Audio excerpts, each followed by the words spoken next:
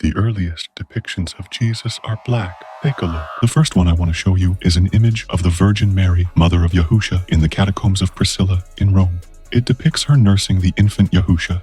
It dates back to the late 2nd century, back when worshipping Christ was still an illegal practice in Imperial Rome. Early followers of Messiah would meet in the catacombs to bury their dead and pray at the tombs of the martyrs, which is why artwork from this age can tell us a lot about the ideals and values of the very first Christian communities. Some may argue that the depiction is so ancient and that's the reason why the figures have dark skin, but when you start to look at the numerous early depictions in the same fashion, you start to realize that may not be the case. Let's take a look at this depiction of Messiah from 220 AD, also found in the catacombs of Priscilla in Rome.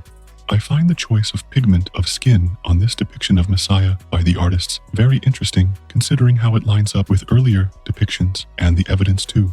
Now let's look at this wall painting in the baptistry of the Domus Ecclesia in Dura Europos, dating to around 233 AD.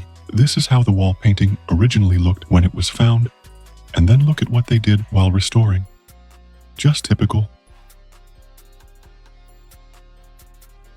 I'll be showing you more examples of this in a second. But first, let's look at another depiction of Messiah as the Good Shepherd in this wall painting, also found in the Roman catacombs of Priscilla. This dates to the second half of the 3rd century. I find the toga the depiction is wearing quite interesting, as it's highly reminiscent of African attire found specifically around the west coast of Africa to this day. Let's take a look at the catacombs of Domitilla, some of the largest and oldest catacombs in Rome.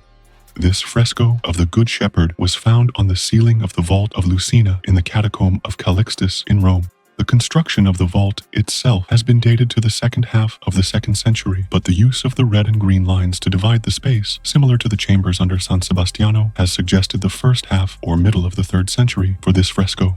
Look at the complexion of everything in this fresco. I'm sure you can agree that a lot of the color has faded and peeled off, but you can estimate what pigment it used to be. It has clearly faded in instances like the hand of the subject, but look at the complexion of the skin of the subject. Lastly, we have a 4th century fresco found in the catacombs of Marcellinus and Peter in Rome, where we have a depiction of Christ with his disciples during the Last Supper. I don't think I need to say much more. Why are these early depictions hidden? IsraeliteBot explains in detail. Go to israelitebot.com to ask now, link in my bio.